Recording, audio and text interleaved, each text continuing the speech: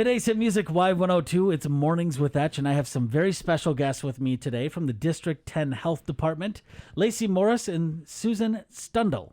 How's it going? Hi, everyone. Like Etch said, my name's Lacey. Good morning. I'm Susan Stundle.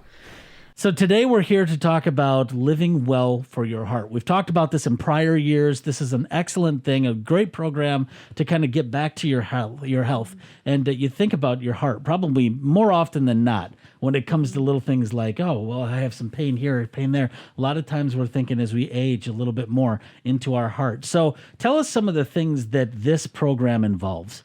Yeah, so it was about 3 years ago that we received this grant, and the focus has really been to help Mecosta and Lake County residents really reduce their risk for cardiovascular disease. And so we've been working with these people in these communities, and we've been using the CDC's heart age calculator, And if you haven't heard of it, please go check it out. It's an awesome tool. It's great. And so really we just are here to talk about like the correlation and the relationship between, your heart health and stress. Mm-hmm. And so when you're stressed, which it's an understatement to say that 2020 has been a stressful year. Oh, goodness. Yeah. It has been a rough one for everyone. Yes. And so when you are stressed, your blood pressure increases. And so over time, if that continuously happens, that puts additional strain onto your heart. Mm-hmm. And we unknowingly know that. And when you're stressed, you don't always recognize that you're stressed. No, not at all. Right. So I just want to pass it over to Susan since she's more of the expert on this, and she'll give us some more tips and tricks and ways to cope and reduce stress. So all right, great. So tell us a little bit more, because I'm like a ball of stress. Like seriously, when I start unraveling, it's over. Like the whole house gets taken down with it. Even the cats feel it at my house. They're like, oh God, don't get around that guy. He's gonna be mad. So, and it goes straight to the core. And your heart is definitely, if my heart starts racing a little bit when I really get stressed out, I can feel it. So it's one of those things. So how is it that stress goes and correlates with your heart? So with mental illness, severe mental illness, 54% of people with severe mental illness have higher rates of cardiovascular disease. Okay, that includes things like bipolar disorder, schizophrenia. That's not talking about the average Joe. Mm-hmm. So even the average Joe, that affects them, whether it's anxiety or depression have higher rates too. Mm-hmm. And then, so to add into that, with 2020 being so not stressful, just kidding, everybody needs some simple tips and tools to be able to handle stress. One of those things that helps the most that I'm a big proponent of is mindfulness. Mm-hmm. The concept of mindfulness is you're staying in the moment. Mm-hmm. So instead of thinking too far ahead, which we can't really do right now, or thinking too much in the past, you stay in the moment. There is a simple exercise that you can do to help reduce your stress with mindfulness. And what you do is you just take a couple minutes, you stop, take a breath, and focus on your five senses. Mm-hmm. So what do you see? What do you hear? What do you smell? What do you taste? And either what you feel physically or how you feel inside, including your temperature. And you can do that anywhere. Yeah, of course. I mean, you're sitting in the cars. That's usually when I'm feeling it, when I'm driving.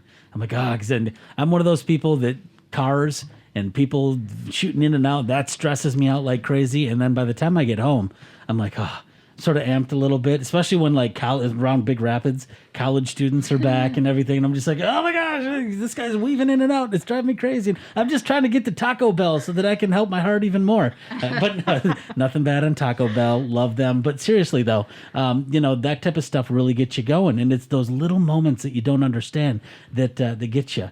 And then next thing you know, that's when the stuff starts happening, and the stress of everything that is happening this time of year, especially with Christmas coming up. That's another one, because like you said, 2020, hard enough as it is. But now we've got the added stress of Christmas time, which is stressful enough as it is, especially on the mental side of stuff, that then it affects your heart even more coming into the holiday season. And, where do we go from here? What are those coping mechanisms that we can try to get to lower that stress, which are some great things that you've just shared with us? So absolutely, with the holiday seasons coming up, people don't realize that for so many people that, it's a huge time of depression. Mm-hmm. and stress. And it's not all happy-go-lucky for a lot of people. Yeah, a lot of people alone on the holidays, or maybe have just lost a loved one due to COVID or something like that. There's all these new things that are coming out that we're just trying to get used to, and then now here we are. So how do we cope with all that? So a couple of really easy things to do for stress is drink your water. Making sure you're hydrated all the time is huge for reducing anxiety. Another one is a 15-minute walk outdoors. You know, I know it's starting to get colder in Michigan and not pleasant to walk outdoors sometimes, but 15 minutes in the snow isn't really going to hurt anybody. Yeah. So just getting out, and actually that temperature change can reduce stress too. Yeah, and we should point out that Susan is a licensed counselor as well. Oh, nice. Very Yes. cool. So she really is the So professional. she on knows this. what she's talking about. Yeah, she does. Not just some of you are like, hey, why don't you come in here and talk about this? You look like you might be knowledgeable. I just wanted to point that out. So what I do at the district health Yeah. department is I'm the mental health supervisor. We have 9 school-based clinics, and it's never too young to start talking about stress. Yeah. The nice thing about our clinics is we see any kids from age 10 to 21 in most of our clinics. They don't have to have insurance. If they don't have insurance, we can help them get on insurance. It's easy access for them to come see us because we're right in Right. the schools. And we will help people get on Medicaid, and then we also don't charge copays. So it's Nice. a really good thing. And I don't know if you're familiar with the ACE study. Adverse childhood experiences.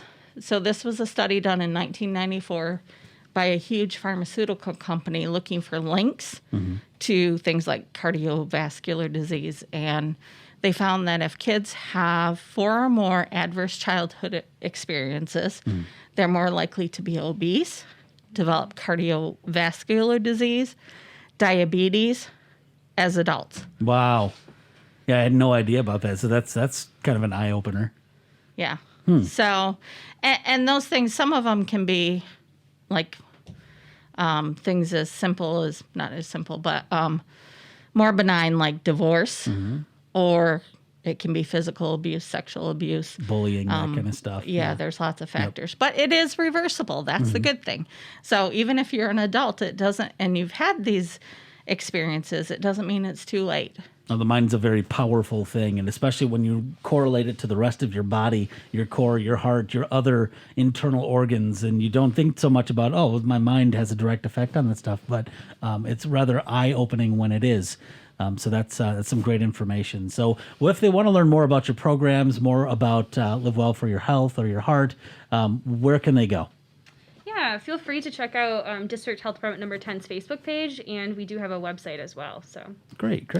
I also would like to mention for mental well-being that there's the National Alliance for Mental Illness hotline, 24-hour hotline. They can get you hooked up with a therapist. Their number is 800-950-6264. And then the National Suicide Prevention Hotline is 800-273-8255. And can I just add, for anyone listening out there or watching on Facebook or however else you're getting this information here, calling these numbers, calling District 10 Health Department, or even a friend or anyone else for mental health, anything, is not admitting defeat. It's not telling anybody that you're too weak. There's nothing to be embarrassed about it. This is something that has been a stigma for so many years. So many people I know have taken their own lives, and it's heartbreaking. Too many of my friends have been lost that way. So I just want to say that if you're out there, you're listening right now, heart to heart, seriously, it's not defeat. It's not weakness. You are not alone, and we would love to help you through District 10 Health Department, or reach out to a friend. Trust me, you have more friends than you ever believe. So if you're going through something tough like that, make sure that you reach out to somebody, because there's so many people that love you and are here for you. So I just wanted to add that onto that, because mental health is such a big thing. So Lacey, Susan, thanks for hanging out with me today. Is there anything else that you guys wanted to brush on? no, thanks, All right. Etch. We appreciate it. Absolutely. So we got more music on our way. Stick around. It's Mornings with Etch on Y102.